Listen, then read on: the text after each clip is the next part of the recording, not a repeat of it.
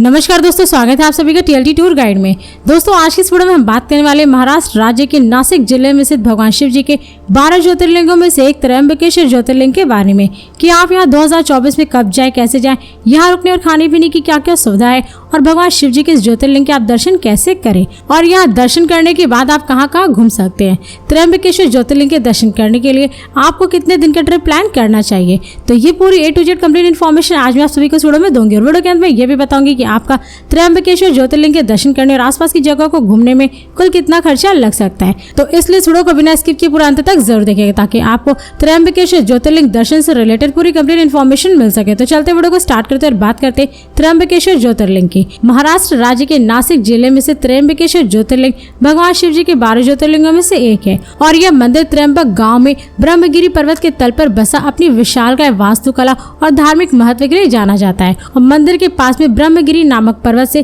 पुण्य सलिता गोदावरी नदी निकलती है, जिसके बारे में ऐसा कहा जाता है कि उत्तर भारत में पाप नाशिनी गंगा का जो महत्व है वही दक्षिण में गोदावरी का है, क्योंकि जिस तरह गंगा अवतरण का श्रेय महातपस्वी भागीरथी जी को है, वैसे गोदावरी का प्रवाह ऋषि श्रेष्ठ गौतम जी की महान तपस्या का फल है जो उन्हें भगवान आशुतोष से प्राप्त हुआ था। और त्र्यंबकेश्वर ज्योतिर्लिंग की सबसे अद्भुत और मुख्य बात यह है कि इसके 3 मुख हैं जिन्हें भगवान ब्रह्मा, विष्णु और भगवान रुद्र का रूप माना जाता है। और गोदावरी नदी के किनारे बने त्र्यंबकेश्वर मंदिर का निर्माण काले पत्थरों से किया गया है, जिसकी वास्तुकला बहुत ही खूबसूरत और अद्भुत एवं अनोखी है। और गोदावरी नदी के किनारे बने त्र्यंबकेश्वर मंदिर का निर्माण काले पत्थरों से किया गया है, जिसकी वास्तुकला बहुत ही अद्भुत और अनोखी है। और हिंदुओं के पवित्र और प्रसिद्ध तीर्थ स्थलों में से एक त्र्यंबकेश्वर ज्योतिर्लिंग भगवान शिव जी के 12 ज्योतिर्लिंगों में 10वां स्थान रखता है। और इस मंदिर में 3 छोटे छोटे शिवलिंग हैं जिन्हें त्रिदेव ब्रह्मा, विष्णु, महेश के रूप में पूजा जाता है। दोस्तों अब बात करें कि त्र्यंबकेश्वर ज्योतिर्लिंग के दर्शन करने आप कब जाएं।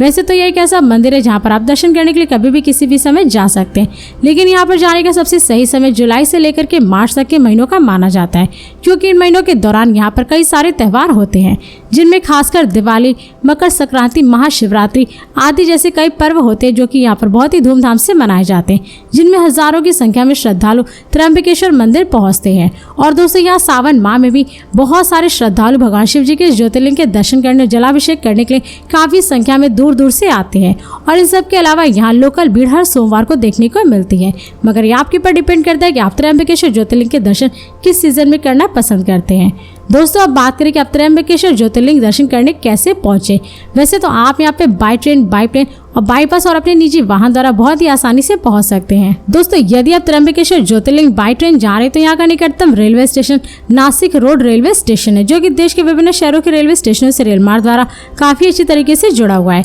जिससे कि आप वाराणसी, दिल्ली, चंडीगढ़, कोलकाता, मुंबई, अमृतसर आदि जैसे शहरों से ट्रेन पकड़ करके आप direct Nashik road railway station तक पहुंच सकते हैं। और इस रेलवे स्टेशन से त्र्यंबकेश्वर मंदिर की दूरी 39 किलोमीटर है, जिससे आप बाई बस या शेयरिंग टैक्सी के थ्रू पूरा कर सकते हैं। दोस्तों यदि आप नासिक रोड रेलवे स्टेशन के बाहर से त्र्यंबकेश्वर मंदिर के लिए बस लेते हैं तो इसका चार्ज लगभग 80 से 100 रुपये पर पर्सन होता है और शेयरिंग टैक्सी का चार्ज लगभग 350 से 400 रुपये होता है। और दोस्तों यदि आप त्र्यंबकेश्वर मंदिर बाई फ्लाइट जा रहे हैं तो यहाँ का नजदीकी एयरपोर्ट खुद नासिक इंटरनेशनल एयरपोर्ट है, जो कि देश के विभिन्न शहरों के एयरपोर्टों से एयरलाइंस के द्वारा काफी अच्छी तरीके से जुड़ा हुआ है, जिससे कि आप दिल्ली, वाराणसी, चंडीगढ़, कोलकाता, मुंबई, कोचिन, अयोध्या और लखनऊ आदि जैसे शहरों के एयरपोर्टों से आप फ्लाइट पकड़ करके डायरेक्ट नासिक एयरपोर्ट तक पहुंच सकते हैं। और इस एयरपोर्ट से त्र्यंबकेश्वर मंदिर की दूरी लगभग 55 किलोमीटर है, जिससे आप बाई बस या रिजर्व टैक्सी के थ्रू पूरा कर सकते हैं। दोस्तों यदि आप नासिक एयरपोर्ट के बाहर से त्र्यंबकेश्वर मंदिर के लिए बस लेते हैं तो उसका चार्ज लगभग 100 से 150 रुपये पर पर्सन होता है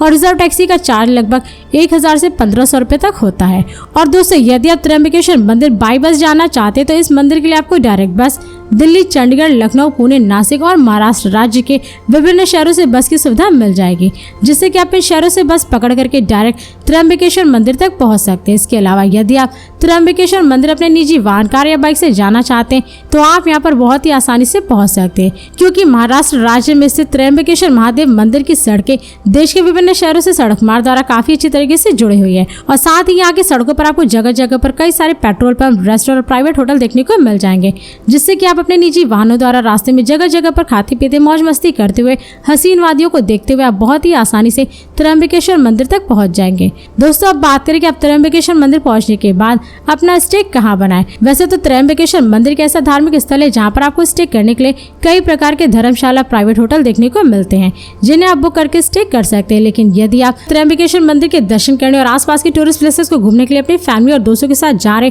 और यहाँ स्टे करने के लिए एक अच्छे लोकेशन पर रूम की बुकिंग करना चाहते तो आप नासिक बस स्टैंड के आसपास या फिर त्र्यंबकेश्वर मंदिर के आसपास अपने रूम की बुकिंग कर सकते हैं, क्योंकि इन जगहों पर आपको रूम काफी अच्छे कम दामों में लगभग 1000 से 2000 रुपए तक में पर नाइट के हिसाब से मिल जाएगा, जिन्हें आप बुक करके स्टे कर सकते हैं। इसके अलावा यदि आप चाहें तो यहाँ मंदिर की तरफ से बने धर्मशाला, गेस्ट हाउस को भी बुक करके स्टे कर सकते हैं। दोस्तों यदि आप यहाँ पे धर्मशाला लेते हैं तो उसका चार्ज लगभग 300 से 500 रुपए, वहीं गेस्ट हाउस का चार्ज लगभग नॉन एसी का 600 से 700 रुपए और एसी का 1200 रुपए तक होता है। दोस्तों अब बात करें कि त्र्यंबकेश्वर में खाने पीने की क्या क्या सुविधा है। वैसे तो आप यहाँ पे जहाँ भी स्टे किए वहीं पर आपको खाने पीने के लिए हर एक प्रकार का शुद्ध शाकाहारी भोजन मिल जाएगा। लेकिन यदि आप वहाँ पर खाना नहीं चाहते तो आपको यहाँ मंदिर के पास में श्री गजानन महाराज का भोजनालय भी चलता है, जहाँ पर आप जाकर के लगभग 50 रुपए में भरपेट भोजन कर सकते हैं। और यदि आप यहाँ भी नहीं खाना चाहते तो आप त्र्यंबकेश्वर बस स्टैंड के पास जाकर के भोजन कर सकते हैं, क्योंकि इस जगह पर आपको कई सारे प्राइवेट होटल, रेस्टोरेंट और स्ट्रीट फूड वाले देखने को मिल जाएंगे,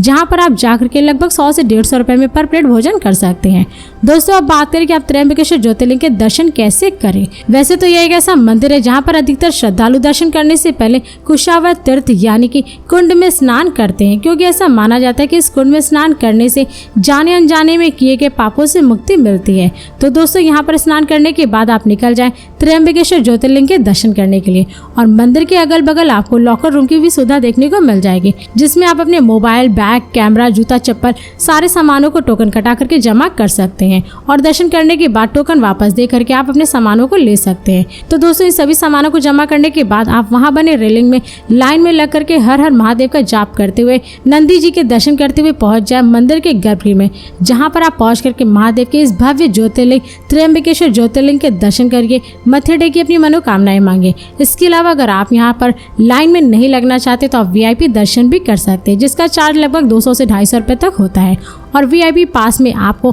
त्र्यंबकेश्वर ज्योतिर्लिंग के शीघ्र दर्शन करने को मिल जाते हैं। और वहीं अगर आप यहाँ सावन माह में दर्शन करना चाहते हैं तो उस समय आपको त्र्यंबकेश्वर ज्योतिर्लिंग के दर्शन करने में लगभग 4 से 5 घंटे का भी समय लग सकता है, क्योंकि सावन माह में यहाँ पर दर्शन करने और जलाभिषेक करने के लिए काफी ज्यादा संख्या में श्रद्धालु आते हैं और आकर के भगवान शिव जी के इस ज्योतिर्लिंग के दर्शन और जलाभिषेक करते हैं। और दोस्तों यहाँ का कुशावर्त कुंड एक ऐसा कुंड है जहाँ पर देश के प्रसिद्ध 4 महाकुंभ मेलों में से एक महाकुंभ मेला प्रत्येक 12 वर्ष में भी लगता है, जिनमें लाखों की तादाद में श्रद्धालु त्र्यंबकेश्वर के कुशावर्त तीर्थ में पहुंचते हैं। दोस्तों अब बात करें कि आप त्र्यंबकेश्वर ज्योतिर्लिंग के दर्शन करने के बाद कहां घूम सकते हैं। वैसे तो आप यहां पर सबसे पहले अजनेरी हिल्स को घूम सकते हैं। त्र्यंबकेश्वर मंदिर से लगभग 6 किलोमीटर दूर स्थित अजनेरी पर्वत भक्तों के बीच काफी ज्यादा महत्वपूर्ण है, क्योंकि स्थानीय लोगों का ये कहना है कि पहाड़ की चोटी पर स्थित यह गुफा वह स्थान है जहाँ पर देवी अंजना ने भगवान हनुमान जी को जन्म दिया था। और यहीं पर माता अंजना का मंदिर भी है, जिनके दर्शन आप सभी कर सकते हैं। इसके साथ ही साथ आप यहाँ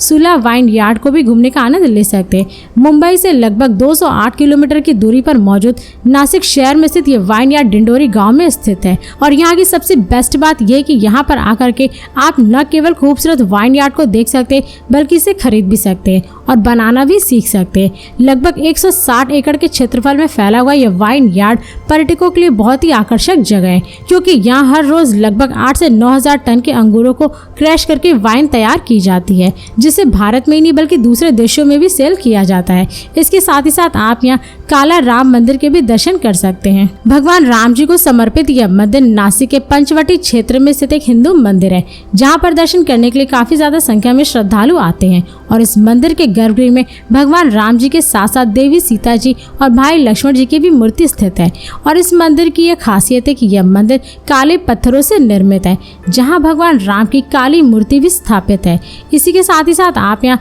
पंचवटी तपोवन भी घूम सकते हैं। पंचवटी रामायण से जुड़े होने के कारण प्रसिद्ध है, जो हिंदू धर्म में पूजनीय महाकाव्य है। और ऐसा कहा जाता है कि यह स्थान भगवान राम जी, उनकी पत्नी देवी सीता और भाई लक्ष्मण का वनवास के दौरान कई वर्षों तक घर रहा था और पंचवटी से थोड़ी दूर पर ही तपोवन है, जहां पर लक्ष्मण जी ने लंका के राजा रावण की बहन शूर्पणखा की नाक काटी थी। इसी के साथ ही साथ आप यहाँ सीता गुफा भी देख सकते हैं। सीता गुफा रामायण से जुड़ा एक महत्वपूर्ण स्थान है, जहां पर माता सीता जी का अपहरण हुआ था और इस गुफा के अंदर जाने का रास्ता काफी सकरा है, जिसकी वजह से श्रद्धालुओं को इस गुफा में जाने के लिए अपनी बारी आने का इंतजार करना पड़ता है। और इस प्राचीन गुफा के अंदर भगवान श्री राम, माता जानकी और लक्ष्मण जी की प्रतिमा स्थापित है, जिनके दर्शन करने के लिए पर्यटक यहाँ पर आते हैं। और इसी के साथ ही साथ आप यहाँ मुक्ति धाम मंदिर के भी दर्शन कर सकते हैं। भारत के महाराष्ट्र राज्य के नासिक शहर के नासिक रोड उपनगर में स्थित एक लोकप्रिय पर्यटन आकर्षक है, क्योंकि मुक्ति धाम परिसर में भगवान श्री कृष्ण को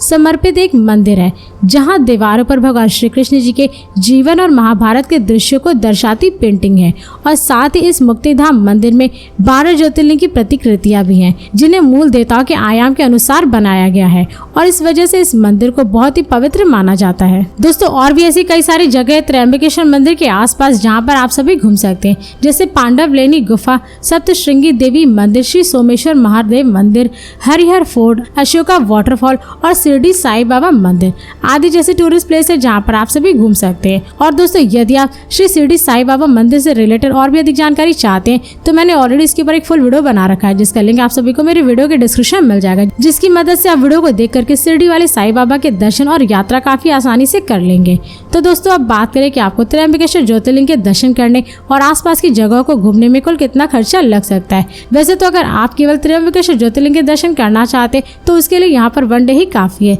लेकिन यदि आप त्र्यंबकेश्वर ज्योतिर्लिंग के दर्शन करने के साथ साथ आसपास की जगहों को भी घूमना चाहते हैं, तो उसके लिए आपको कम से कम 2 डे 1 नाइट का ट्रिप प्लान तो जरूर करना चाहिए, क्योंकि इन 2 दिनों में आप त्र्यंबकेश्वर ज्योतिर्लिंग के दर्शन और आसपास के टूरिस्ट प्लेसेस को काफी अच्छी तरीके से घूम लेंगे। तो दोस्तों, यदि आप त्र्यंबकेश्वर ज्योतिर्लिंग के दर्शन करने और आसपास के टूरिस्ट प्लेसेस को घूमने के लिए 2 डे 1 नाइट का ट्रिप प्लान करते हैं, तो इसमें आपका कुल खर्चा लगभग 6000 से 7000 रुपए पर पर्सन लग सकता है। मगर ये सारे खर्चे आपके ऊपर डिपेंड करते हैं, क्योंकि त्र्यंबकेश्वर ज्योतिर्लिंग के दर्शन करने आप किस राज्य और शहर से जा रहे हैं, यहाँ पर आप कहाँ घूमेंगे, क्या क्या खरीदेंगे, और इस ज्योतिर्लिंग के दर्शन करने और आसपास के टूरिस्ट प्लेसेस को घूमने के लिए आप कितने दिन का ट्रिप प्लान करते हैं, तो ये सारे खर्चे आपके ऊपर डिपेंड करते हैं। तो दोस्तों, इस वीडियो को यहीं पर समाप्त करते हैं, और यदि ये वीडियो आप सभी को पसंद आई तो इस वीडियो को लाइक करें और चैनल को सब्सक्राइब जरूर करें। इसके साथ ही बेल आइकन जरूर दबाएं, ताकि ऐसी मेरी नई वीडियोस आपके पास सबसे पहले पहुंचे। तो फिर मिलते हैं नेक्स्ट वीडियो में। धन्यवाद।